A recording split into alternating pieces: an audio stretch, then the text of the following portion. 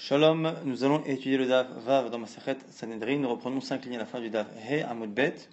La Gemara continue d'objecter, à partir d'une braïta, objecter à l'avis de Shmuel, qui disait que si un Beddin a décidé de juger à deux, même si c'est pas bien, si c'est interdit, s'ils l'ont fait, le jugement sera valable. Et Tivi, on objecte avec une braïta. Rabban Shimon Ben Gamliel Omer Ashbag nous dit Adin Bishlosha Ufshara Bishnaim. Un din, un jugement se fait à trois, et pshara, ce qu'on appelle ici une sorte de médiation, d'arbitrage, ce sera le sujet du daf suivant, se fait par contre à deux. Et la force de la pshara, de la médiation, est plus forte que la force d'un jugement classique. Car si deux juges ont jugé à deux, les protagonistes peuvent revenir et s'opposer au psak, c'est-à-dire au jugement qui a été rendu, alors que si deux personnes ont accepté un bitsua, un pshara, un arbitrage, à ce moment-là, ils ne peuvent pas revenir dessus. Donc c'est en cela que la pshara est plus forte que le din. On voit que l'on compare à un din qui se fait à deux. Et donc, on a l'impression ici que un din qui s'est fait à deux ne fonctionne pas, puisque finalement les baladinim peuvent s'opposer. La Gemara dit, si tu voulais me dire que Palgué Rabbanan allait des Rabban Shimon Ben Gamliel, que ce que dit Rabban Shimon Ben Gamliel ici dans la Braïta, c'est un avis solitaire, et qu'en fait Rachamim serait en désaccord avec lui. Mais Amar Rabbi Abahu, pourtant Rabbi Abahu l'a dit clairement, Shnaim Shidanu, les divrei akol en dinehen din. Que par rapport justement à cela, Rabbi Abahu a dit que deux qui ont jugé, selon tout le monde, finalement Rabbanan, Rashbag, il n'y a pas de marloquette là-dessus, ça ne fonctionne pas. Donc on a ici une Braïta qui est lu et interprété par Rabbi Abahu, qui pose problème à la Mora qui est Shmuel. La Gemara dit Gavra, Karamit. La Gemara dit au final, tu objectes entre Shmuel et Shmuel, c'est vrai que c'est un Amora, donc un Amora ne peut pas s'opposer à une Braïta. Simplement la Braïta, tu l'as opposée à Shmuel en fonction de la lecture d'un autre Amora. Donc finalement, ce n'est pas la force d'une Braïta que tu apportes, mais la force d'un Amora, parce que ce n'est que Rabbi Abahu qui l'est de cette manière. Quand Rabbi Abahu a dit que ce que dit Rashbag n'est pas sujet à marloquette, que tous les divrei akol, finalement, ça n'est pas un bandin, à ce moment-là, ça n'a la force que de ce que dit Rabbi Abahu, et donc, finalement, Shmuel peut s'opposer, donc, Gavra, Aramit, tu opposes un homme à un autre, donc un égal à un égal, il n'y a pas de raison ici d'avoir un problème, c'est marloquette Rabbi Abahu et Shmuel. Donc, on n'a pas objecté complètement à Shmuel. Goufa, l'agma, maintenant, va reprendre et regarder de manière un peu plus précise cette halakha de Pshara, qu'on appelle parfois également Bitsua, qui est donc cette sorte de médiation, en tout cas une autre manière de juger, avec justement l'intervention d'une tierce personne qui va plus ou moins essayer de couper la poire en deux et de trouver un accord entre les deux parties. Goufa, Rabbi Abahu, Dishnaim, Shinano, Dine Mamonot, les dirakol, Endin Hendin. Déjà, Rabbi Abahu nous dit que deux qui ont jugé des affaires d'argent, selon tout le monde, ça ne marche pas. Et Tiv en objecte, Rabbi Abba et Rabbi Abahu. Rabbi Abba lui objecte en disant Dan et Adin, Zika et Achayav, Chiyev et Azakai, Vetimet et Ataor, Tiret et Atame, Masha Asa Asui, Umshalem Mi Beto. On a ici une Mishnah dans Bechorot qui dit que celui qui juge et qui s'est trompé, c'est-à-dire qu'il a fait gagner le Chayav celui qui devait payer, ou l'inverse, il a fait payer celui qui ne devait pas payer, Timet et Ataor par rapport au psak, le fait de dire quelque chose est pur ou impur, il a rendu impur, il a statué impur quelque chose qui était pur ou inversement. Masha asa asui, ce qu'il a fait est valable. Shalem mi beto, simplement, il devra payer de sa poche, le juge devra assumer les conséquences financières de son erreur. On a l'impression ici qu'on a un juge qui a jugé tout seul et que ça fonctionne. Or, on vient de dire à l'instant que même deux, ça ne fonctionne pas. On va dire Chabame Askinan, la Gemara dit ça, c'est un cas particulier. C'est un cas où les deux baledim, donc les deux protagonistes, ont accepté le juge. Si les deux personnes ont accepté d'être jugées par un juge unique, à ce moment-là, il n'y a aucun problème. Le din fonctionne. La Gemara dit mais c'est pas vrai, c'est pas possible, parce que si ils l'ont accepté, non seulement son jugement devrait être valable, mais lorsqu'il l'accepte, c'est aussi une manière d'exempter le juge de payer s'il y a une erreur. La Gemara dit d'amroulé d'Intala din Torah. La Gemara dit c'est parce qu'en fait, quand ils ont accepté que lui, en tant que juge seul, applique un din Torah. Mais lui, s'il s'est trompé sur la halakha, à ce moment-là, ils ne se sont pas engagés à perdre de l'argent s'ils se trompent. Donc du coup, c'est la raison pour laquelle ici, on peut continuer de penser comme Rabbi Abba, ou que finalement, deux juges qui jugent, ça n'a pas de valeur. Amarler Rav Safra les Rabbi Abba. Maintenant, Rav Safra pose la question à Rabbi Abba en disant Deta Abemai. Quelle est ici l'erreur qu'il a faite? On a dit un juge qui s'est trompé. Deta Abidvar Mishnah, si s'est trompé par rapport à une Mishnah, c'est-à-dire un enseignement qui est clair, la Mishnah tout le monde la connaît et elle est plus ou moins claire. Amar Rav Sheshet, c'est pas possible. Rav Sheshet a dit Amar Ravasi, non Ravasi, Ta Abidvar Mishnah Choser. Si un juge s'est trompé par rapport à une halakha mifuroshet claire, écrite noir sur blanc dans une Mishnah, tout le monde est d'accord qu'ici, on annulera le psak din. Et là, à ce moment-là, la seule chose qu'on peut imaginer, c'est qu'il s'est trompé, beshikula da'at. Shikula da'at, c'est justement ce qu'on demande au juge, en plus de la connaissance de la halakha claire, c'est également le fait de savoir analyser la situation pour savoir justement dans quelle catégorie la ranger. On connaît très bien dans la Chot, la Mishnah, la Gemara, le Shulchan Aruch, simplement dans quelle situation nous trouvons-nous. Est-ce que la situation qu'on a devant nous correspond au Siman Aleph ou au Siman Bet? Et donc du coup, c'est peut-être Shikula Da'at, la Gemara propose. La Gemara dit Chidame, mais Shikula Da'at. C'est quoi le cas de Shikula Da'at? Amar Papa, la Gemara explique, on aura Papa, Kegon, Tre Tanae, ou Tre Morae, déplié Ad. La Gemara propose une chose. C'est quoi ici Shikula Da'at? C'est pas comme ce qu'on vient de dire, comme on aurait pu penser, c'est-à-dire l'estimation de la situation. La Gemara propose, au nom de Rav Papa, autre chose. Il dit quoi?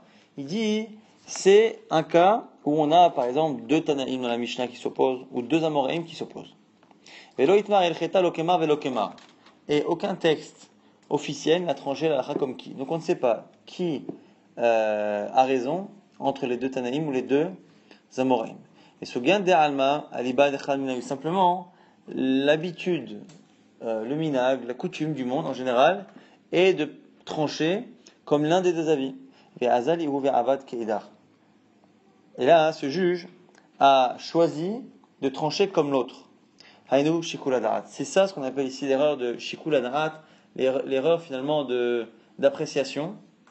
C'est que même si c'est une marloquette et qu'elle n'est pas tranchée, effectivement, à partir du moment où les gens ont l'habitude de faire comme un tel, tu devrais continuer à poursuivre ce minag-là, et c'est ici l'erreur d'appréciation, et c'est ce type d'erreur-là qui font que le jugement est valable, mais que le juge doit justement s'engager à rembourser les frais liés à son erreur. Maintenant, Agma revient enfin à cette histoire de bitsua ou de pshara, donc cette fameuse médiation, encore une fois, une personne qui vient et qui essaye de trouver un arrangement entre les deux, au-delà de ce que l'halakha dit au départ. Les maketanae, on a l'impression que c'est une marloquette tanaïm. Pourquoi? Bitsua bishlosha, dit vrai Rabbi Meir. Rabbi Meir nous dit que bitsua, donc cette fameuse pshara, elle se fait bishlosha à 3. Chachamim omrim, Chachamim disent pshara beyachid, que ça se fait à un seul. Alors, ici, certains rishonim, dont Tosfot Arosh, vont essayer d'expliquer pourquoi on parle ici de la même chose, et Rabbi Meir l'appelle bitsua, et Chachamim l'appelle pshara. C'est étonnant, parce qu'en général, on n'a pas une marloquette où l'un parle d'une chose, et l'autre avis parle d'une autre chose. Ici, on est plus ou moins contraint de dire que pshara et bitsua à inuchad, c'est la même chose. Simplement, ce qui est intéressant, c'est que Rabbi Meir décide de l'appeler bitsua, et Chachamim de l'appeler pshara. Et en tout cas, un il dit que ça se fait à 3, et l'autre dit que ça se fait à 1. L'Agma dit ça, l'Agma dit peut-être que pour l'instant on pense que il est évident que finalement la pshara, cette médiation-là, a le même statut finalement qu'un jugement classique. Et donc, la discussion qu'il y a sur la pshara se retrouverait à être une discussion sur un jugement classique. Que ici, s'il y en a un qui dit qu'il faut absolument 3 et l'autre qui dit qu'il n'y a pas besoin de 3, c'est peut-être parce qu'à l'origine, sur un tribunal classique, dans un monote, un pense qu'il faut 3, l'autre il dit que non, même s'il y a 2, ça suffit, et du coup, on transpose cette halakha à pshara. L'Agma dit non, ça n'a rien à voir. L'autre des couleurs, il m'a dit bishlosha, pas du tout. Tu peux très bien dire que tout le monde est d'accord qu'un tribunal doit se faire avec 3. La question ici, justement, c'est est-ce que la médiation se fait sur le même plan? Est-ce que c'est aussi, encore une fois, un tribunal qui doit faire la médiation? Ou est-ce que c'est hors tribunal et à ce moment-là, même un seul, ça suffit? Non, c'est ça la discussion. Marsava, Makshinam, Sharaledin, un pense que on compare et on met sur le même plan la médiation et un jugement. Marsava et l'autre pense que l'homme Makshinam, Sharaledin, donc c'est comme ça que la Gemara a l'air de trancher. C'est que finalement, ici, ça n'est pas lié à une discussion par rapport au jugement classique. Le jugement classique se fait à 3. La question c'est est-ce que la médiation est du même ordre ou pas? Si oui, il faut 3. Sinon, même 1 suffit. Maintenant, la Gemara nous dit en tous les cas, hein, la pshara, on a finalement 3 avis. Lima tlata tanae bepshara. Il y a 3 avis dans le pshara. Pourquoi? Mar savar shlosha. Un qui pense qu'il faut 3. C'est Rabbi Meir, on vient de le citer. Mar savar bishnaim. Un qui dit 2. Il n'est pas dans la braïta qu'on vient de citer à l'instant, mais tout à l'heure, au tout début du daf, on a cité Rabban Shimon ben Gamliel. Rabban Shimon ben Gamliel disait là-bas qu'un jugement à 3, mais une pshara à 2. Et donc, lui il dit 2. Omar Sava, Beyachid, et Chachamim, dans la Mishnah qu'on vient de citer à l'instant, dans la Braïta, Mechila dit à un seul. Donc on a 3 avis. Dans la Braïta qu'on vient de voir ici, on a vu un qui dit 3 pour la pshara, l'autre qui dit 1, et dans une Braïta précédente, on a vu sur le Rashbag, c'était 2. Donc la Gemara dit, est-ce qu'il y a 3 lectures? Est-ce qu'il y a 3 avis finalement? Et ça paraît un peu étonnant parce que jusqu'à présent, on avait vu quoi? On a vu qu'en fait, on a 2 possibilités. Soit on dit que la médiation la pshara, c'est comme un tribunal et il faut 3, soit on dit que c'est pas comme un tribunal, et à ce moment-là, il faut 1. Mais comment comprendre qu'il y a un 3e avis qui se glisse au milieu? La Gemara dit non. Amaravacha vered ravika, veitema raviema bar shlemia, yanakis c'est raviema bar shlemia, yanakis que c'est ravacha barika. En tout cas, mande amartre afilu chanami. Il n'y a pas 3 avis. En réalité, il n'y en a que 2 grands avis. Celui qui a dit qu'il faut 2 personnes, en réalité, même 1 ça suffit pour la pshara. Pourquoi il a demandé 2? C'est pour être sûr qu'il y a 2 témoins en fait.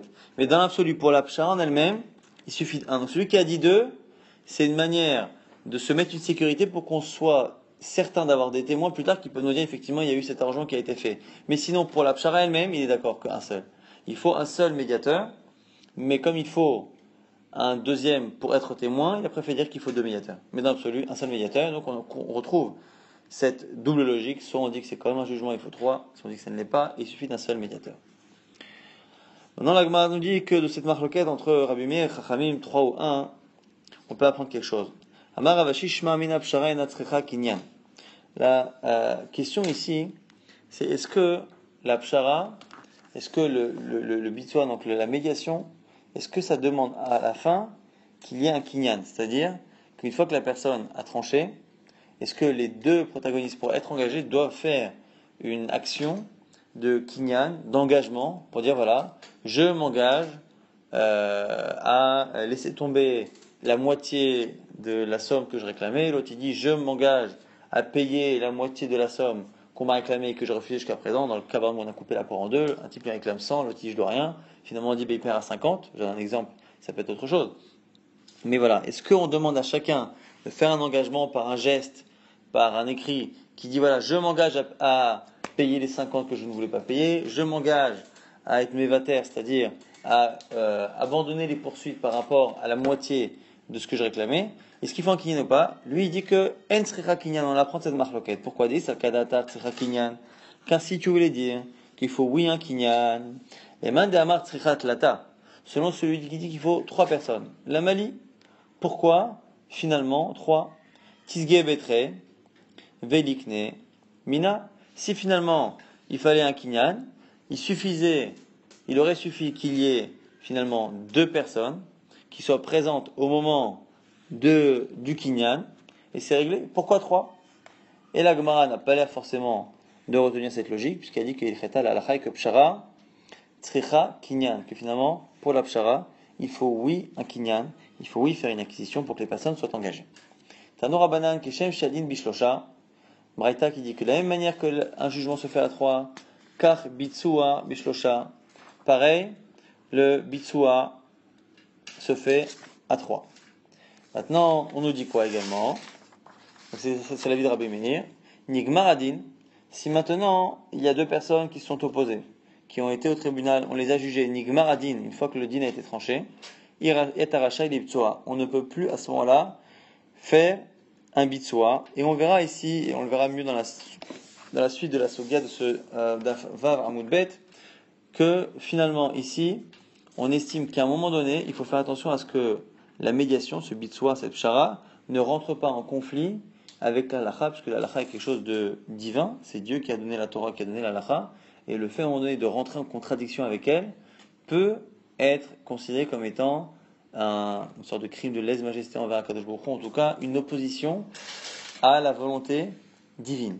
Donc c'est la raison pour laquelle, ici on nous dit qu'une fois que le din est tranché, l'opposition ici sera tellement franche que selon tout le monde, on ne pourra pas faire une médiation une fois que la justice divine aura rendu son avis.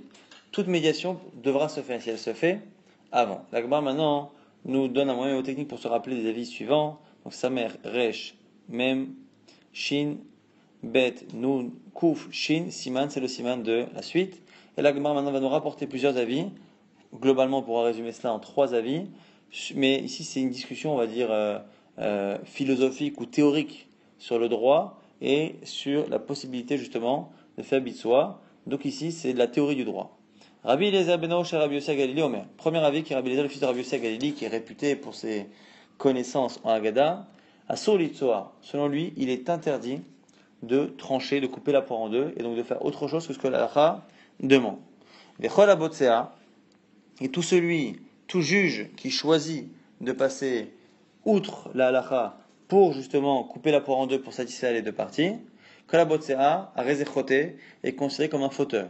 Et tout celui qui fait des louanges de ce genre de pratique, et qui dit, regarde, ce juge, il est bien, il fait la paix, il fait le shalom, et il est botsea, il fait une médiation, arezé menaetz, en disant cela, la personne dégoûte, contrarie, entre guillemets, à Kadosh Baruch Hu. Et c'est comme ça que l'on peut interpréter le verset là-bas dans Télim, où votsea verer nietz Hashem. Là-bas, même si au niveau du pshat, on parle plus là-bas de celui qui vole, mais en tout cas, à un moment donné, dans la dracha, on propose de dire ce verset-là, au botsea, celui qui est botsea, donc qui coupe la poire en deux, donc qui fait une médiation, berer, celui qui le bénit, c'est-à-dire celui qui fait des louanges de ce genre de pratique, ces deux personnes-là, nietz Hashem. Cela contrarie, dégoûte à Kadosh Baruch Hu. Alors quoi? Que faut-il faire? Et là, il faut que la justice stricte de la Torah transperce la montagne, c'est-à-dire qu'on ne doit pas finalement se démonter face à la peur que l'on peut avoir du fait qu'en tranchant la halakha, il y en a un qui ne sera pas content, les deux vont se fâcher, ne vont plus parler, ainsi de suite. Il ne faut pas rentrer toutes ces données-là de shalom, ainsi de suite. On ne doit pas rentrer là-dedans. Le din, la justice, est plus fort que tout et doit transpercer toutes les volontés humaines. Donc c'est ça. Chez les Neymar, comme on le sait, dans le passage, on a qui dit qu'il y a Mishpat et Elokim Hu, que la justice appartient à Dieu. Et donc, comme la justice appartient à Dieu, elle doit finalement se prononcer à chaque fois que quelqu'un la demande. Et on n'a pas le droit de passer par un autre système que par ce système de Mishpat. Et ici, nous dit Rabbi Eliezer, le fils de Rabbi Yossi Galili, que finalement c'est comme ça que Moshe Rabbeinu faisait. Lorsque les gens venaient s'opposer, il dit voilà, la justice percera la montagne et tranchera. Aval Aaron, mais que c'est Aaron? Ohev Shalom ve'Rodef Shalom. Lui, il aimait la paix, il la poursuivait. Mais Sim Shalom ve'Nadam lachavero, et il faisait la paix entre les gens. Chez nous, comme c'est marqué dans un verset là-bas dans Malachi, Torah temet aita befi au sujet de Aaron à Cohen, qu'il avait une Torah de vérité dans sa bouche, ve'avla lo nimtza bisfatav, et jamais de mauvaises paroles ou d'erreurs ne s'est trouvé dans ses lèvres. Beshalom ou misho alach iti ve'rabbi meshiv me'avon, et il a marché dans mes voies avec shalom, avec paix, ve'rabbi meshiv me'avon, et il a ramené beaucoup de gens de la faute. Et c'est là qu'on apprend aussi que il était mekarvan la Torah, qu'il est rapproché de la Torah, comme c'est marqué dans les Pirkei Avot. En tout cas, ici, Tosfot nous a expliqué qu'on n'avait pas d'opposition réellement entre Aaron et Moshe. Si Moshe disait qu'il fallait trancher, on n'avait pas Aaron qui de l'autre côté sabotait son travail. C'est qu'en fait, nous dit Tosfot que Aaron le faisait en amont. En amont, il allait voir les gens avant qu'ils demandent la justice et il essayait de faire le shalom. Ça, c'est autorisé, même selon Rabbi Eliezer, le fils de Rabbi Yossi, à partir du moment où la justice n'a pas été réclamée par une des personnes ou par les deux, à ce moment-là, on n'est pas encore dans une demande de justice, et donc il n'y a pas de raison d'appliquer Yikovadin et Ta'a. Au contraire, c'est une mitzvah de faire la paix entre les gens. Et donc à ce moment-là, de couper la poire en deux si on arrive à trouver un arrangement à l'amiable. Un arrangement à l'amiable, c'est possible avant. Mais à partir du moment où la personne a demandé, selon Rabbi Eliezer, on doit faire comme Moshe Rabbeinu disait, c'est-à-dire qu'une fois qu'on a demandé, que la justice perce la montagne. Rabbi Eliezer Omer, maintenant, la Gemara va rapporter d'autres drachot par rapport à ce verset-là, Botsea, Berer, Ni et Hashem. Ce sont à chaque fois des lectures qui s'écartent du pshat, qui s'écartent aussi de ce qu'on vient de dire à l'instant. Le point commun qu'il y a entre tout cela, c'est que c'est à chaque fois botsea, c'est le fait de couper en deux un pain, c'est le fait ici de couper en deux de l'argent qui est réclamé ou la justice, et à chaque fois dans botsea, on aura cette notion-là de quelque chose qui est entre deux, et d'une personne ou d'un comportement qui a un pied dans le bien, un pied dans le mal, et c'est pour ça qu'on a plusieurs lectures qui gardent ce point commun-là de ce bitsoir, de cette tendance un peu particulière. Rabbi Eliezer propose, Omer Arez Gazal Sea, celui qui vole une quantité de blé, Shel Chitim, Utrana, et il fait de la farine, Va'afa'a, et il fait du pain, Vifrish Mimena Chala, et il prélève la chala de ce pain qui provient d'une farine, qui provient d'un grain qu'il a volé. Ketzad Mevarech, comment peut-il bénir sur la chala, ou même sur le fait de consommer, en tout cas sur la chala? Enze Mevarech, et la menaet, cette personne-là n'est pas un mevarech, n'est pas quelqu'un qui bénit Dieu, mais finalement qui le contrarie, qui le dégoûte, qui l'énerve. Et du coup, c'est pour ça qu'on va dire Zéléma, c'est ça que dit le verset, ou Botsea Berer, ni Etz Hashem, puisque le verset à la base là-bas a parlé du voleur. Ce voleur-là, ou Botsea, qui prend le pain justement, et Berer, et qui fait une bénédiction, ni Etz Hashem, il est Menaetz Akadosh Baruch Hu, encore une fois, parce que il a cette situation un peu ambiguë de celui qui, c'est pas que c'est un voleur et qui fait pas de mitzvot. C'est pas qu'il fait des mitzvot et qu'il ne vole pas. D'un côté, il vole, mais il vole pour faire des mitzvot. Ça paraît un peu particulier, et c'est en ça qu'il est botser. Rabbi Meir propose une troisième lecture. L'onema botsa est là keneged Yehuda. Ici, botser, là-bas dans ce verset, au niveau de la dracha, c'est une allusion au comportement de Yehuda. Rappelez-vous que les frères de Yosef étaient jaloux de lui et qu'ils ont voulu le tuer. Alors Réhouven a dit non, on va le mettre dans le puits, lui il avait prévu de le sauver, mais Yehuda pensait réellement qu'il allait mourir dans le puits, et à ce moment-là, lui il a eu la force que n'avait pas Réhouven de pouvoir imposer à ses frères quelque chose, et il a dit à ses frères, au lieu de provoquer sa mort, on n'a qu'à s'en débarrasser en le vendant ici aux Ishmaélim, aux marchands qui sont en train de passer, donc ils l'ont vendu en esclavage comme tout le monde le sait. Et ce qu'on reproche ici à Yehuda, c'est d'avoir finalement fait un beau travail de sortir de l'idée première qui était de tuer Yosef, mais au lieu d'en sortir jusqu'au bout et d'arriver à la justice, à la vérité, à l'équité, de dire que finalement Yosef Hatzadik doit garder sa place dans la fratrie et dans la famille, il est parti finalement pour faire quelque chose qui n'est pas non plus extraordinaire, c'est le fait de le vendre en esclavage. Et donc du coup, c'est là-dessus que la mère Yuda et l'Echav, Yuda dit à ses frères, ma betsa, que gagnons-nous? Qui à tuer notre frère. On ne gagne rien à le tuer. Nous voulons nous débarrasser. Si on le jette dans le puits, on va s'en débarrasser, mais on devra payer la culpabilité de sa mort. Autant avoir ce que l'on veut, c'est-à-dire s'en débarrasser, sans prendre de risques. Et donc du coup, cette attitude-là peut paraître bien d'un côté, mais dans le fond, la Torah nous dit que c'est pas bien parce qu'il a pensé à eux, à lui, ma bête, ça, qu'est-ce que l'on gagne finalement? Et ils s'en sont débarrassés et il n'a pas pensé à la vérité, ni avoir pitié de Yosef Hatzadik. Et donc c'est pour ça que tout celui qui est Mevarer Kolam Varer et Yehuda, tout celui qui loue et qui dit que le comportement de Yehuda est extra, eh bien, à Rezemina Es là aussi, c'est une insulte à Kadosh Baruch Hu. À Zenema, c'est pour ça qu'on dit qu'au Botsea, celui qui était Botsea, qui a dit ma Betsa, que gagnons-nous à le tuer? Celui qui est Berer, qui bénit cette personne-là, Yehuda, Niet Hashem, finalement, il contrarie et énerve Kadosh Baruch Hu. Rabbi Yoshua ben Kocha, Omer, Rabbi Yoshua ben Kocha, maintenant, propose un autre avis sur le Bitsoa, sur la Pshara. Rappelez-vous que là, on avait un premier avis, Rabbi Eliezer, le fils de Rabbi Sagadli, qui vient de dire à l'instant que c'était assourd de le faire. Il s'est basé sur un verset, et après ça, on a rapporté deux autres lectures du verset. Le verset de Botsa Berer, ni Etz Hashem.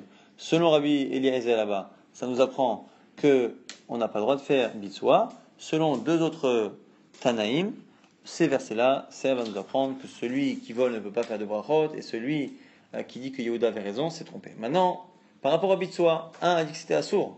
Maintenant, on nous dit que c'est une mitzvah. Rabbi Yoshua ben Kocha Omer, mitzvah l'ipsoa, c'est une mitzvah, une obligation, on va dire plus ou moins, d'être botsea. En tout cas, de proposer la médiation. Chez moi, comme c'est marqué, Emet ou Mishpat Shalom Shiftu Besh'arechem, c'est marqué dans Zecharia que comment Shiftu Besh'arechem, comment vous devrez juger dans vos villes, dans vos portes, comment? Avec Emet, la justice, Emet, la vérité, excusez-moi, Mishpat, la justice, Shalom, la paix. Et la Gemara dit, mais c'est pas possible. Ici, il y a deux notions incompatibles, la justice et la paix. Et mishpat, et s'il y a de la paix, il n'y a pas de justice. Pourquoi? Parce que on a deux personnes qui s'opposent. Quand je vais trancher, je vais donner raison à l'un et pas à l'autre. Celui à qui je vais donner raison va être content, l'autre ne sera pas content, et donc ils ne seront pas réconciliés, j'aurais pas fait le shalom.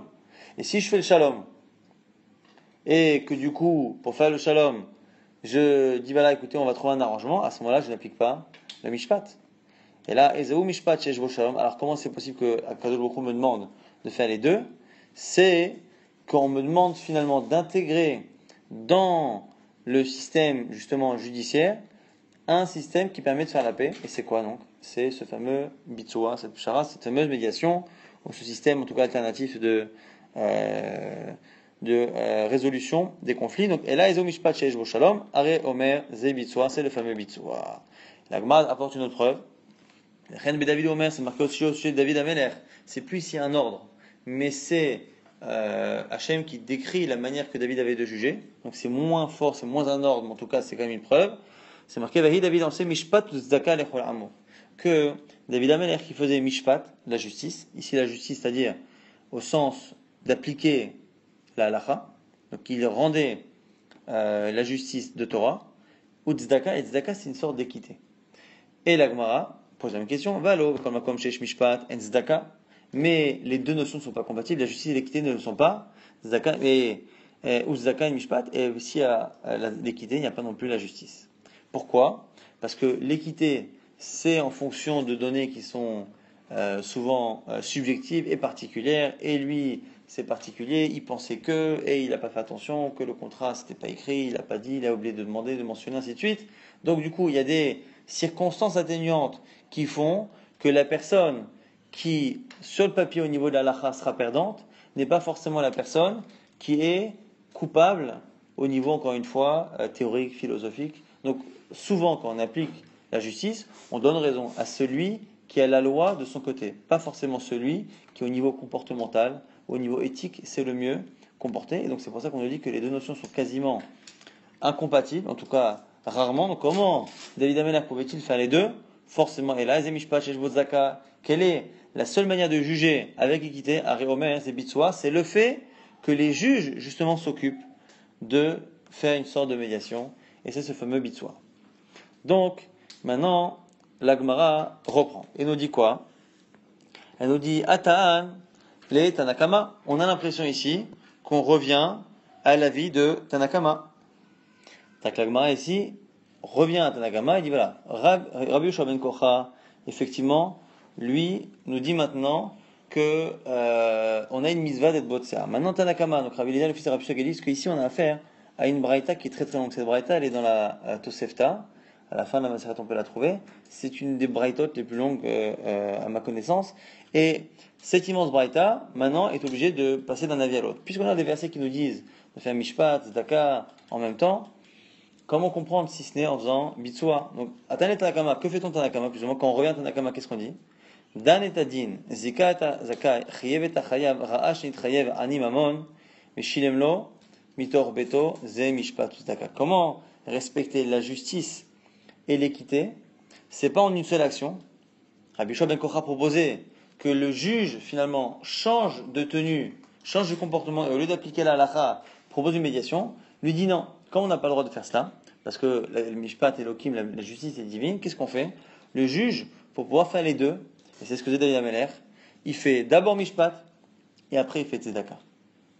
Et ici tzedaka au sens équité, mais aussi au sens tzedaka, charité, c'est-à-dire qu'il a une personne qui doit payer, parce que la justice fait qu'il doit payer. Il y a ici un manque d'équité, pourquoi? Parce que le pauvre, pour le coup, il est vraiment pauvre, et il n'a pas les moyens, et c'est compliqué pour lui, ainsi de suite. Et donc le juge sort de sa poche de l'argent pour l'aider à payer. C'est pas une obligation, mais en tout cas, c'est Milat Chassidut, et c'est ce que David Ameller faisait, c'est-à-dire qu'il aidait la personne à payer, mais jamais, selon ici Rabbi Eliezer, il ne changeait.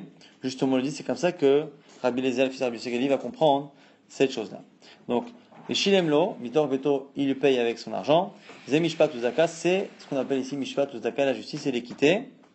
Mishpat Lazé, ou Tzedaka, Lazé, il a accompli la justice pour celui qui doit gagner, et Tzedaka, et il fait la charité à l'autre. Mishpat Lazé, Vecherizel Mamon, il a fait la justice à celui à qui il a rendu l'argent, ou Tzedaka Lazé, et l'équité et la charité à celui qui n'a pas les moyens de payer. Shilemlo, Mitor Beto, parce qu'il a donné son argent à lui. Et du coup, bon, ici il y a une parenthèse qu'on ne lit pas, mais qui est en train de dire finalement que Vechel mais David Omer, et c'est comme ça que faisait justement David Améler. Maintenant, la Gemara pose une question par rapport à ce pshat. Comment Tanakama comprend ces versets? On a dit c'est le juge qui fait les deux. Le problème c'est que c'est marqué quoi? Que David Améler faisait cela, l'Echol Amo, à tout son peuple. Or, on ne peut pas dire que tout le peuple est assez pauvre pour ne pas pouvoir payer ce que le juge dit. Cache, allez, le Rabbi avait un problème avec cette explication. Pourquoi le verset a dit que David Améler faisait ça à tout son peuple? Alors, selon ce que tu viens de dire, ce Mishpat ou Zdaka, David Améler ne pouvait le faire parce qu'il n'avait à le faire qu'aux pauvres, et non pas les Cholamo. Et donc, du coup, Rabbi n'accepte pas ça. Et là, Rabbi propose une autre explication. Selon Rabbi Eliezer qui dit qu'on ne peut pas faire une pshara, donc Mishpat ou Zdaka, ça ne peut pas être la mitzvah de faire le bitsua ou pshara, même si le juge ne vient pas payer après, Zéou Mishpat ou Zdaka. La justice, c'est Mishpat ou Zdaka. Mishpat lazé, c'est la justice pour le gagnant, parce qu'on lui a rendu son argent qu'on lui avait volé ou qu'on lui devait. Ou Zdaka lazé, et il fait tout de même une charité au coupable qui paye. Pourquoi? Parce que Zdaka Mishpat lazé, Sherizelo Mamono, donc la justice parce qu'il a rendu son argent à l'autre. Zdaka lazé et la charité à l'autre. Sheotzi Gezela Mitachatado, car il lui a enlevé de ses mains une zéla, un objet volé, qui l'empêche de faire tchouva et d'expier sa faute d'une personne.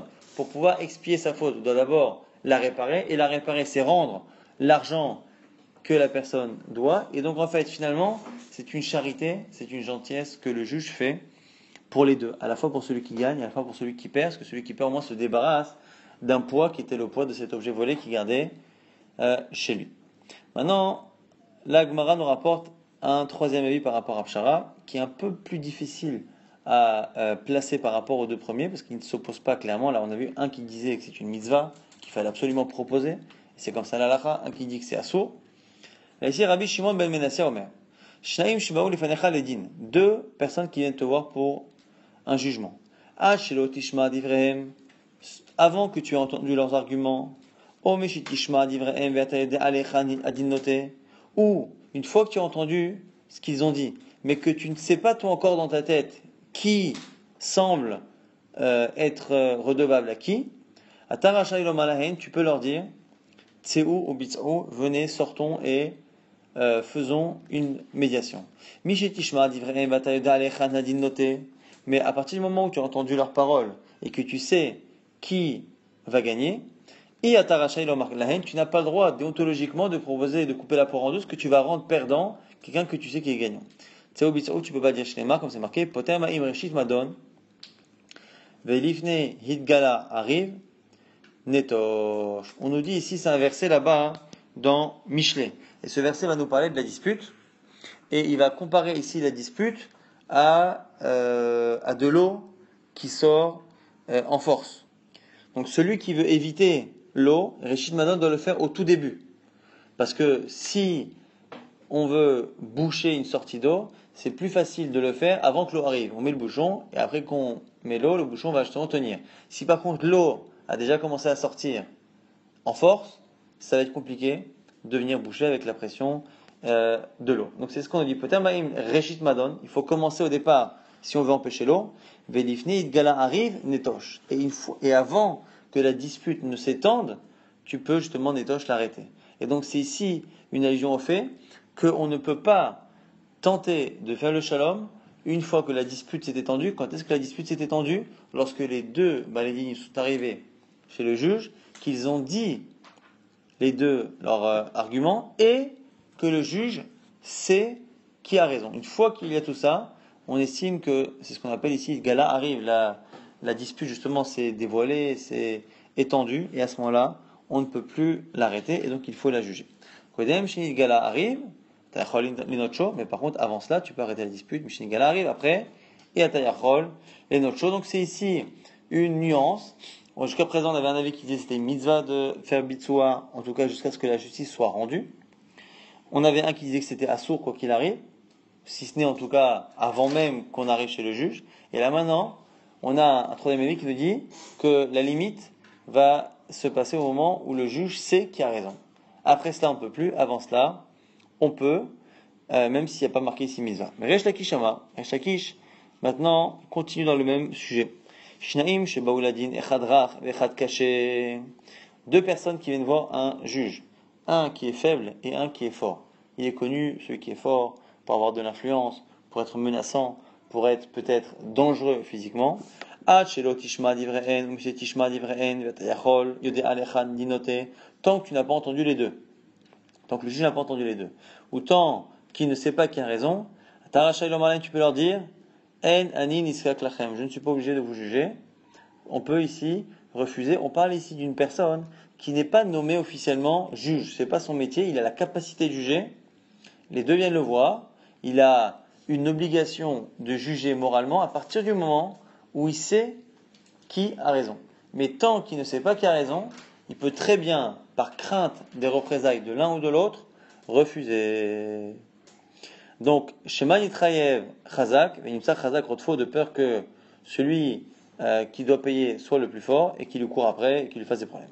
Mishitishma Divra, une fois que tu as entendu leurs paroles, Vataveda Lechan a dit noter que tu sais qui a raison, Yatayachol Omalain, tu peux pas leur dire, Eni Niskak Lachem, tu peux pas refuser. Shinema, comme c'est marqué dans la Torah, à ce moment-là, une fois que l'on sait, on applique la halakha de la Torah qui dit Lotaguru Mipeneish. Ne craignez pas une personne, et c'est le fameux verset qui dit ne craignez personne, pourquoi? Qui a Mishpat Elokimu. Parce que la justice est divine. La Braïta continue toujours par rapport à la Pshara, enfin à ces sujets-là de Pshara, ou ces psukim-là qui parlent du comportement qu'on doit avoir dans le din.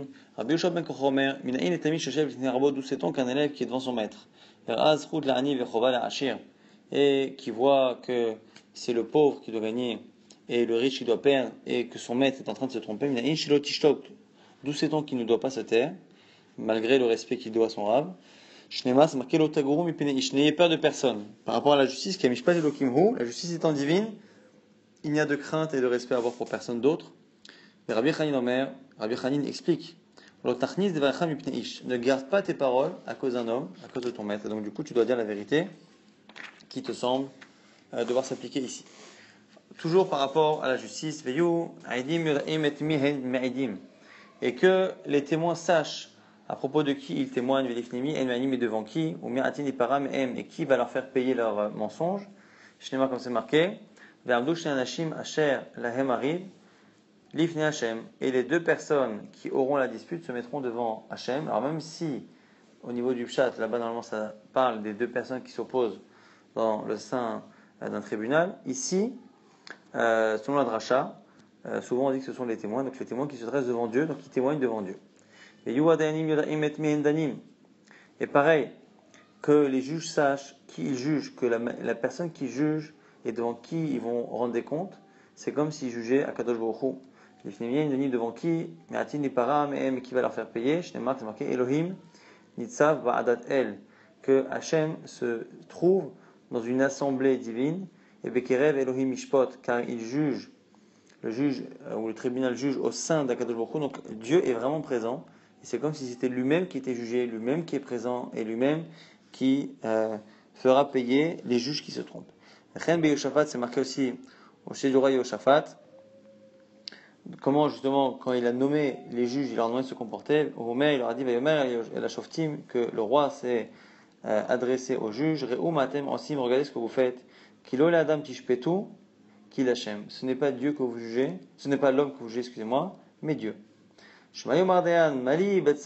Ah, si c'est cela, le juge pourra se dire, attends, mais quelle est la raison pour laquelle je vais prendre ce risque-là de juger quelqu'un, et si je me trompe, finalement de rendre des comptes devant Dieu, pourquoi prendre le risque de juger directement, entre guillemets, à Kadosh Baruch Hu, Tamoloma, c'est pour ça que Hachem dit, Ve'imachem bidvar amishpat, le sujet justement, la fin du verset dit que Kadosh Baruch Hu dit que Ve'imachem bidvar amishpat, que Kadosh Baruch Hu sera avec vous dans la justice, c'est-à-dire qu'il n'y a pas que des difficultés, il y a également une facilité liée à la présence de Dieu.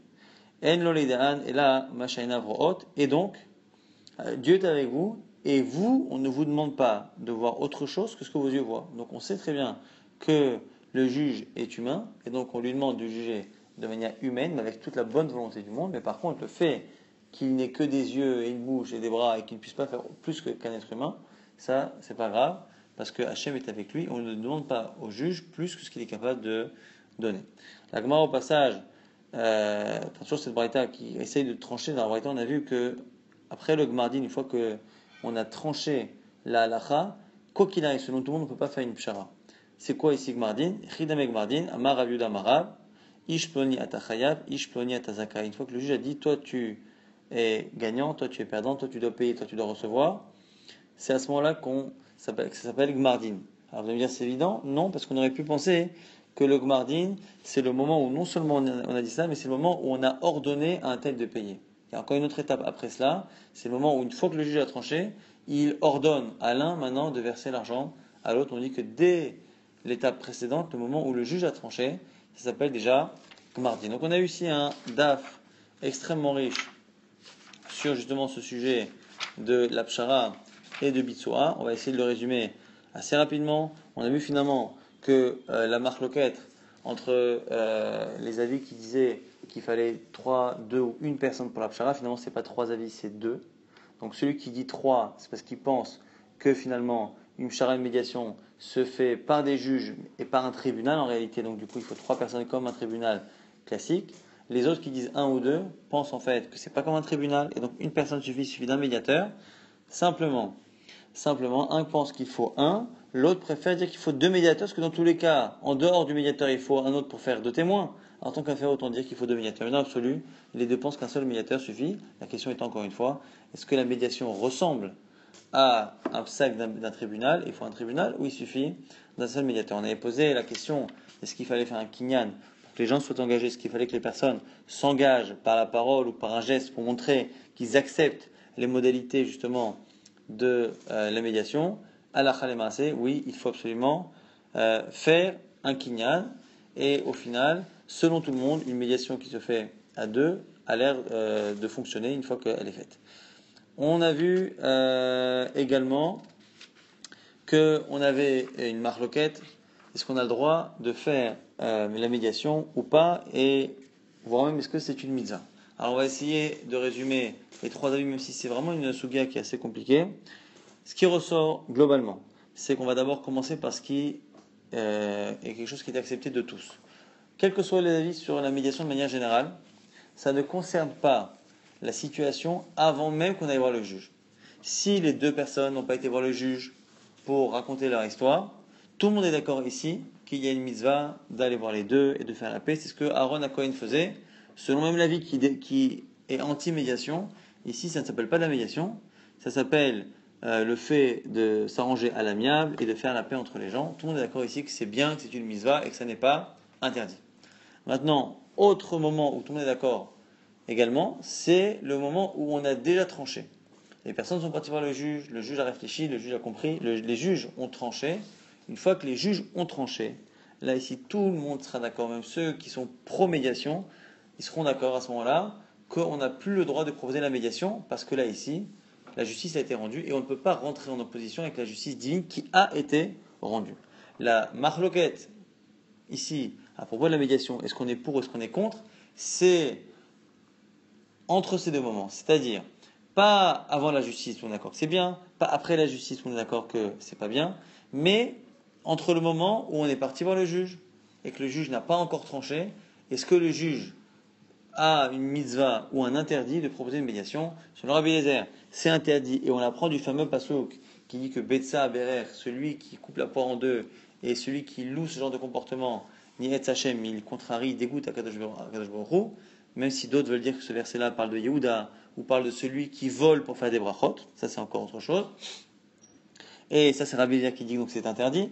On a Abshua Ben Kocha qui dit que c'est au contraire une mitzvah, et dont on apprend des versets qui ont l'air de dire qu'il faut absolument juger à la fois avec l'application de l'halakha, mais à la fois pour faire la paix, à la fois avec l'halakha, à la fois avec l'équité. Et là, on a l'air de dire qu'il est incompatible, impossible de mettre en même temps de la justice stricte et d'appliquer le din, et en même temps tenir compte de la paix entre les deux et de tenir compte de l'équité. La seule manière de le faire, c'est que le juge propose une médiation. Ça, c'est la lecture de Rabbi Shimon ben Kocha, alors que les avis précédents diront que non, on a 2 possibilités. Soit on fait les 2 actes séparément, soit c'est l'acte même de justice qui est bénéficiaire pour l'un, à qui on lui fait de la justice, et à l'autre, on lui fait de l'équité, en faisant en sorte qu'il se débarrasse du poids de sa dette et de la chose qui ne lui appartient pas, qu'il a dans les mains. Et on avait un 3e avis qui lui disait que la médiation, finalement, ça dépendait du moment est-ce que on est, entre guillemets, est-ce que la chose est lancée, est-ce que la dispute